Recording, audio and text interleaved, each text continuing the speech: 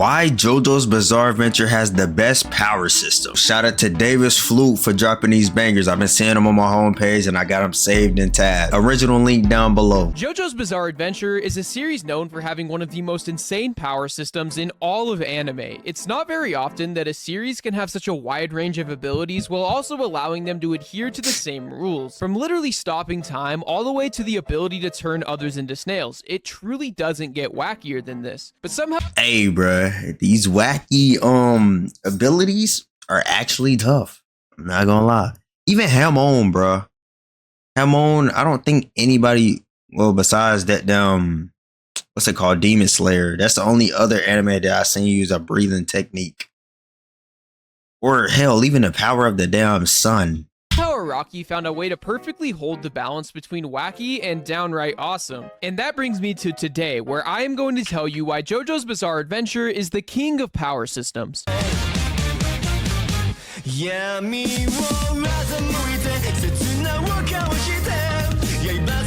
Yo bro, okay, I'm actually just now getting to the part where they, I guess, about to get stands and shit.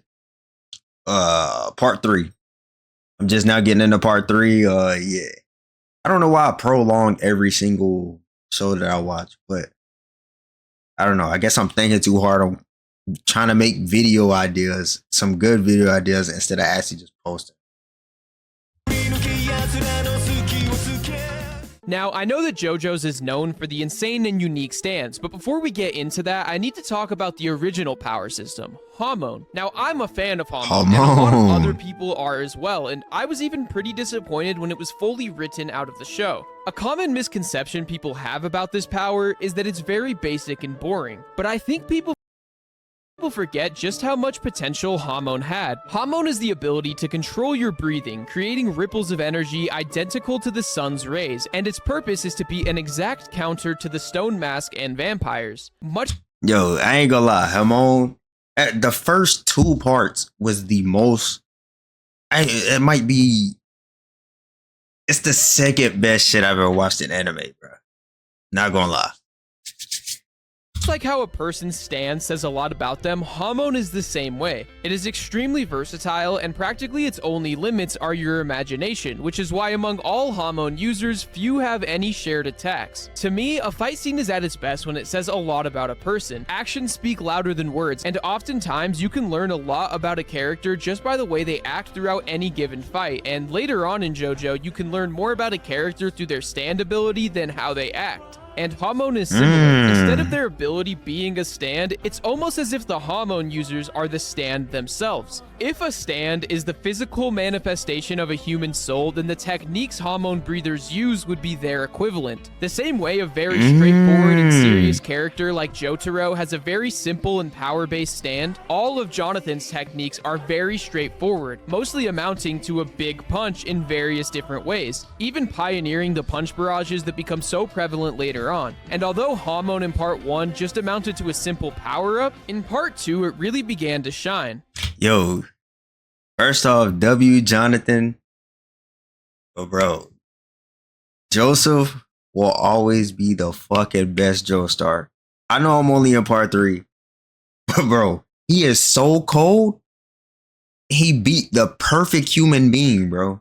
Come on now. Come on, bro. Like if Cars was in, I guess, all the parts with stands, he's not losing, bro. He had to be sent out of space to lose. Yeah. If he was in all the other parts, he's not losing. Actually, I take that back.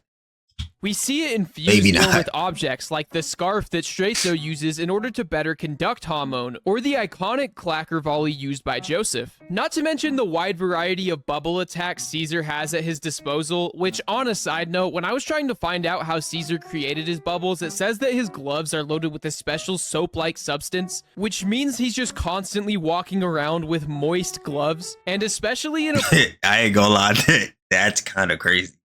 It's like walking around with wet socks. Fuck that shit. Art. Caesar was a goat though. I ain't going down Caesar. That man was a fucking goat. As weird as battle tendency, this freedom of expression is just perfect for all of the characters. It's important to remember that parts 1 and 2 ran from 1987 to 1989, and when you compare the creativity of Hamon to some of the power systems of that time like Ki from Dragon Ball, it was already a step above the competition. Brandon Sanderson, the author of series like Mistborn and Oathbringer that are known for having some of the most creative powers in media, classifies power systems into two categories: hard magic and soft magic. Soft magic is when a power system has less rules and it can kind of do anything. Think of a show like Fairy Tail, where the magic seemingly has no limits and is constantly being used to bail people out of situations. And it plays into that mysticism of a fantasy world. Hard magic is a system that has a set of rules that are clearly stated, and instead of the powers being the answer to every problem, it's the way characters use said powers in order to get out of each situation. Instead of it magically fixing everything, it's more of a tool that on top of these characters' experience solves the problem. These types of power systems don't add new abilities, but add more creative uses of the already established abilities. The two best examples of this would be in things like Avatar: The Last Airbender and Full Metal. Dude, I fucking love Avatar, bro. I know it's not an anime, but bro, I fucking love Avatar. Avatar was, bro, I remember every morning before I went to school, it was like middle school, so this was like what, 2012? Yeah, bruh. I'm not gonna lie, 2012, bruh. Every morning, bruh, I would watch Avatar, bruh. Avatar is so goated, bruh. I promise you. Alchemist, where there are very clear rules to the abilities, and the fun comes from the creative ways that each character can use said abilities. Things like metal bending, which isn't actually a whole new style of bending, but just a creative use of the earth bending. Or like Roy Mustang's flame alchemy, where he has a transmutation circle carved into his hand, rather than something like solo leveling, where he's just constantly gaining new abilities. I tend to enjoy— Hey, hold on. So we not gonna talk about Nin from Hunter x Hunter though? Come on now. I know that shit is tough. hard magic systems more, and I would say that Hamon falls into that category. Even if everybody uses it in a different way, they all adhere to the same set of hard rules. And although that worked very well for the first two parts, Hamon pretty much served its purpose after the defeat of the vampires and the stone mask being destroyed. And I think for a series like JoJo that quite literally has the word bizarre in its name, a balance between the sheer bullshittery of a soft power system and the rules of a hard power system are perfect. Remember that whole spiel I just gave you, because I'm going to be referring to hard magic and soft magic a lot in this video, as well as adding on to it more. There are a lot of important things to think about when you create a power system, but at the end of the day, what matters most are two things: that the author understands the system and that the author is having fun with it, which is everything that stands are. Something that separates a long-running manga like One Piece and JoJo's with other series is that their mangaka have literally spent half of their life creating this one project, and in that, the passion really translates onto the reader. Each island in One Piece is like its own new anime, and Oda kind of just draws whatever he thinks would be fun. I mean, this man literally only sleeps for 3 hours a night and spends the rest of his life creating One Piece. What the fuck? 3 hours? Bro, I ain't gonna lie, in them 3 hours, bro, you're gonna have to figure out a way to make them One Piece shorter, bro. I cannot, bro, I can't catch up, bro. I can't. Piece. So any fun Oda has in his life is through the characters in the story, and JoJo is the same way with stands. It's pretty well known that Araki is a big fan of music, and that from part 4 onward, all of the abilities are named after and are music-based. Because when you think about it, he spends most of his life drawing JoJo and listening to music, meaning that his fun comes from the insane abilities he can come up with. It's not like he just names an ability after a band or a song, but he actually puts a lot of thought into the way the abilities work. From something as simple as Aerosmith, which ends up just being a small plane, or what I think is the gold standard of stands, Crazy Diamond. Crazy Diamond has the ability to heal anything besides Josuke, which is a reference to the song Shine On You, Crazy Diamond by Pink Floyd, which is a tribute to Syd Barrett, a member who was able to heal other people with his music, but never himself, and he eventually ended up leaving the music industry due to mental health issues. Small things like this just— like, bro, what? Yo, okay. Araki is so creative, bro. I just can't wait to watch part 3, bro. I know that's going to introduce stands to me, bro, and I just can't wait, bro. I cannot wait. Araki is a fucking GOAT. go to show how much thought cooked Araki so puts hard into with part each 1 and of 2. the stands. Araki is also a big fan of fashion, and one of his biggest considerations while making JoJo is making things memorable through giving them a lot of style. And that same philosophy is shown in stand design, because just look at how cool these stands get. Stands like D4C, Purple Haze, Killer Queen, and Vitamin C, just to name a few, are all so insanely cool looking and memorable. The show is called JoJo's Bizarre Adventure, and in part 2, Araki completely gave up on trying to make things make sense. In episode 1, Joseph spawns in a Tommy gun and lights up Straight-So. He literally spawns in a plane, and he's constantly predicting what people are going to say, and it's all just stupid. And taking that same Yo, bro, I ain't gonna lie, bro. Joseph's still the hardest motherfucker ever, bro.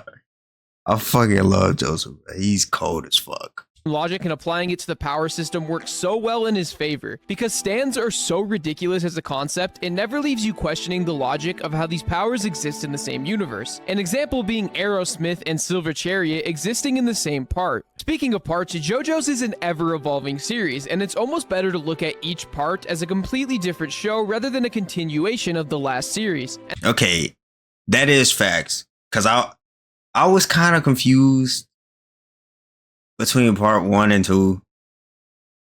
Cause that whole time I thought Joseph was Jonathan's son. I was like, bro, what the fuck is going on? But then again, I did take a long time to watch part 2 after part 1. And the reason I say this is because the rules of stands change in almost every single part. They are ever evolving the exact same ways that JoJo's is. And due to the part system changing characters and time periods, it never feels too unrealistic that stands can go from being pretty simple in Stardust Crusaders apart from a few, to just absolutely reality shattering in Stone Ocean. If you look at some of the most renowned power systems of all time, such as Nen from Hunter x Hunter, one of the most mystical things about it is that anybody can obtain the power, and even if stands aren't presented in this way, the further you get into the series, the more you realize there's more ways to get a stand than just being born with it. In Steel Ball Run, we were given a panel saying, and like the Ripple from Phantom Blood and the Steel Balls from Steel Ball Run, these abilities can be said to be a step towards achieving the ultimate goal of a stand. And Araki even talks about how while creating Joseph's stand, Hermit Purple, he tried to visualize the way that Hamon would wrap around and encompass the user, which resulted in Hermit Purple. That, on top of the walleyes from part 8, the arrows from part 4 through 6, and being born with it, there's just a load of ways to get these insane abilities. So although some people are born special, for the most part, there is a chance that anybody can get a stand. Aside from stands just being fun, the way the powers are written is actually extremely unique, because stands fall into the category of a soft power system, where they can seemingly have any ability, but each individual stand is written like a hard power system, where they all have a very specific set of rules. And for the most part, they never gain new abilities or evolve, unless it's an axe stand or if they're stabbed by the arrow. And I think the main draw to stands, as well as the main reason the stand of the week formula continues to work even now, is because no matter how weak or niche an ability, if used correctly, any stand can be extremely terrifying. Think of everybody's first introduction to a great power system, Pokemon. One of the most interesting things about Okay, I ain't even gonna lie, bro. I ain't never watched Pokemon. I've never watched Pokemon ever. Pokemon is that it's all about matchups and strategy. It's the reason there's entire YouTube channels based on doing niche Pokemon challenges. Because a Pokemon that is on paper weaker can be a much stronger opponent if the strategy they use is right. For example, a Charmeleon could beat a Venusaur regardless of power level due to the nature of fire versus grass. We see trainers do things like use their Pokemon to alter the battlefield in ways that give them a strategic advantage, and in general, that is what's so interesting about the fighting in this series. A lot of battle shonen fall into the problem of power creep. Take My Hero Academia, for example. Alright, so look. I had a big problem. Well, I ain't gonna say I had a big problem with it. But whenever I was doing those stands tier lists, everybody was on my head for putting like I can't even explain it. I guess for putting some stands in F tier. Just because it's all about strategy. It was basically saying I can't put some in F tier if you can literally strategize. I don't even know. Use strategy to beat another stand. But yeah. I guess whenever I get done with the whole JoJo series, I'm gonna run that back. You feel me? I'm gonna have to run it back. The original draw to this series was very similar to stands or Pokemon, where everybody loved the idea of taking bad quirks on paper and using them in a smart way, with characters like Shinso and Lemillion. But as the series goes on and the scale goes so high, they eventually have to start doing things like giving Deku new abilities, or coming up with unrealistic ways other people's powers evolve, or something like Dragon Ball, where regardless of your ability, if you have a smaller power number, you will lose. Like Guldo, who can literally stop time, which by the way is considered the strongest ability in all of JoJo, but he just ends up being a throwaway villain in the Ginyu Force due to having a smaller power level, and where these series fail for the most part is where JoJo shines above the rest. Apart from Stardust Crusaders, where it feels like it falls into the my stand punches harder therefore I win category, the most powerful opponents aren't strong because their ability is powerful, although there are some really good abilities, but instead they are strong due to the creative ways they use their stand, or the creative ways they can counter their opponents. A great example of this is when Josuke uses Crazy Diamond in order to fix glass and return it to its original state, which sends the shards of glass flying towards Kira. So although in terms of pure power, Killer Queen is unmatched, Josuke is still able to find ways to work around that. Another thing that makes abilities a lot more interesting is Okay. That's okay. Bro, so every character from now on that I'm gonna see, they gonna have fucking IQ like Joseph, and Joseph didn't have a stand? That's basically what I'm hearing, bro. All the Joestars are gonna have a high ass IQ like Joseph. Now I really can't wait to watch all the rest of the parts. when they are strong in a very specific situation. An example of this being in Link Click, where Sheng Xiaoshi is able to travel back in time through photos, which is not a power-based ability at all. But in episode 12, he sets up a room full of photos and continuously jumps into and out of the photos, effectively allowing him to teleport around his opponent to easily beat him. One of the stands that encapsulate this idea best would be Catch the Rainbow in Steel Ball Run. If you haven't read it, don't worry, I'm not going to spoil anything, but this stand is extremely situational. But when placed in that very specific situation, it becomes downright overpowered. When there is no rain, Blackmore is more or less just a normal human, but if natural rainfall occurs, he gains complete control over the rain in the area, being able to do things like stop all raindrops midair and make them solid enough for him to stand on, effectively allowing him to fly. He can transport his body parts between raindrops in the air, turn them into weapons, and he can even plug his own wounds. But the second it stops raining, he becomes human once again. Okay, but yo, bro, that's broken as fuck. What the, bro? He's just bouncing through raindrops. That's crazy.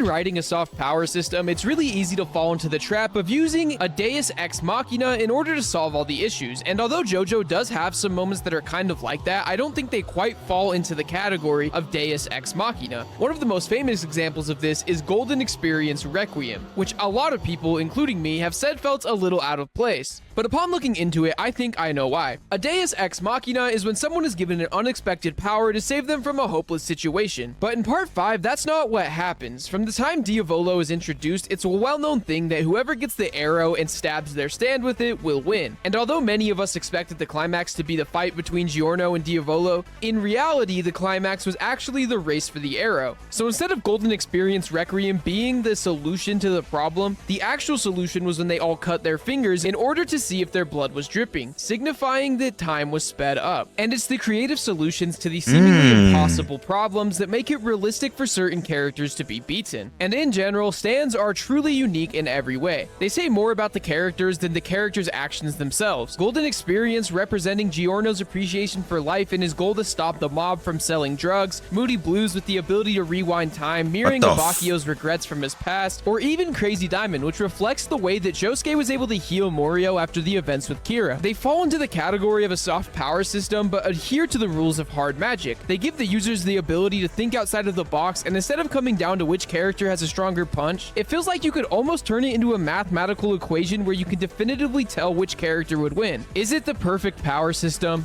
No, but it was never meant to be. JoJo's as a series has always been flawed, and what makes it this shit is the most creative power system. I ain't gonna lie, bro. I fuck with it.